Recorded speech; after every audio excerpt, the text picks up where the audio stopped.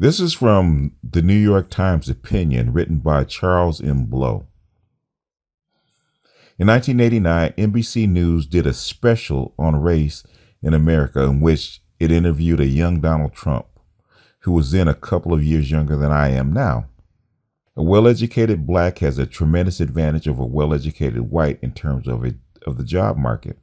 And I think a black sometimes may think they don't really have the advantage or this or that, but in actuality, today, currently, it's a great, I've said on more than one occasion, even about myself. If I were starting off today, I would love to be a well-educated black because I really believe that they do have an actual advantage today.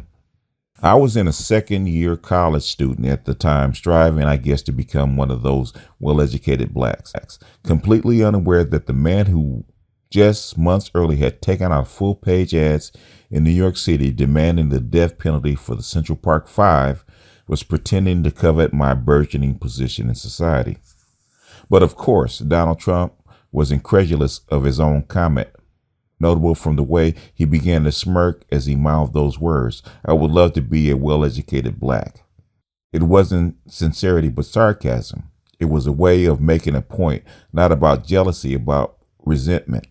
It was a way of damning with faint praise the idea that the inviolable dominance of white male privilege in America was entering a period in which not every shred of advantage will redound to white men, even if a vast majority still did. Trump was attempting to express a white male anger and anxiety as made for television profundity and witticism. It would in many ways foretell a strategy that worked well for him decades later when he ran for president. Trump's ability to completely embody and effectively project the petrifying fear young white men feel about the erosion of their privileges in a large part of the reason he is president today. A new study published this week in the Proceedings of the National Academy of Sciences found what other studies have found. Support for Donald Trump was largely motivated by white fear or of displacement from dominance. As the study put it, white Americans' declining numerical dominance in the United States, together with the rising status of African Americans and American insecurity about whether the United States is still the dominant global economic power, combine to prompt a classic defensive reaction amongst members of dominant groups. This new study dovetails with the analysis of millennial Trump voters published last year in the Washington Post. First, white millennial Trump voters were likely to believe in something we call white vulnerability. The perception that whites, through no fault of their own, are losing ground to other groups. Second, racial resentment was the primary driver of white vulnerability, even when accounting for income, education level, or employment. The idea that the primary motivator for Trump supporters was economic anxiety was a false narrative swallowed and regurgitated by a gullible media too afraid to call a thing, racial resentment. A 2016 analysis also published in the Post found that economic anxiety isn't driving racial resentment. Racial resentment is driving economic anxiety. When one accepts this rationale, the inexplicable becomes rather easy to explain. How could anyone vote for this buffoonish character? And how can they continue to support him even as he makes a fool of himself and a mockery of America? Simply put, Trump is one of the last gasps of American white supremacy and patriarchy. He is one of its great white hopes. The distillation of his campaign message was not only to halt the rapid pace of change, but also to reverse it, to undo the abominizing of America and restore it to whiteness. It was also to uncouple America from globalizing influences and specifically elevate American whiteness. To support Donald Trump was to be pro-America's past and anti-America's future. The whole thing was suffused with race. I understand the extreme apprehension to accuse individuals of racism because it implies a conscious and directed racial animus that is a person's prevailing ethos. But that extremity is only one expression of racism. There are other forms, ones that fall well short of the caricature. What do you call a person who doesn't reach the height of race hate, but who nurses a deep racial resentment? What do you call a person who doesn't openly endorse racism, but nevertheless knowingly benefits from it?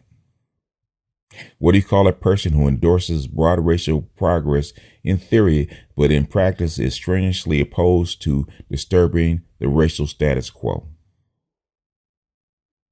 What do you call throngs of people working in concert, consciously or not, to defend racial primacy?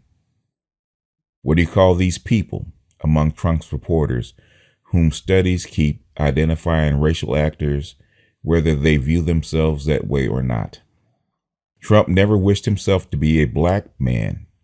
He was simply expressing a white resentment of anyone encroaching on privileges historically reserved for whites. The amusing Trump of yesteryear is the Trump voter of our present predicament. Trump is white anguish encapsulated. That is from the New York Times opinion. Now, I've played something by Richard Martin talking about the Make America Great Again slogan that's a dog whistle for white protection. And in that video, in that talk that Richard Martin gave, he said that Trump's father and Trump's grandfather were in the Klan. Now, Trump's in his 70s, and Trump was, I'm sure, a small boy when the Klan was still active. And Trump has a history of being, shall we say, racist. So to say that he is here to help black people, I would doubt it. There's some black men that vote for Trump or want to vote for Trump basically as a means to an end to force black women back to the negotiating table. Not that they particularly like him or like what he stands for. But I always caution people, men, women alike, that when you're using a means to get to an end, got to remember the devil is in the details. And the details that those means employ may come back to bite you in the ass. Trump has taken hold of that devil or that demon of white privilege or even white racism that has always been simmering just below the surface, and he took it by the handle and lifted the lid off the simmering pot so it can boil over.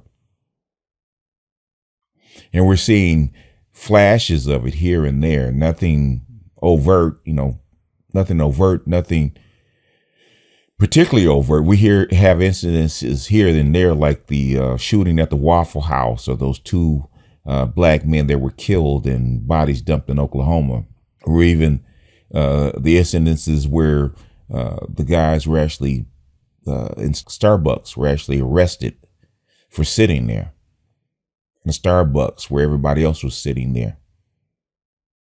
Trump has basically given tacit permission for white men to be racist again. Now, whether those men will or won't, although those white folks will or won't, is something that remains to be seen. That's something that the millennials following Kanye West don't understand.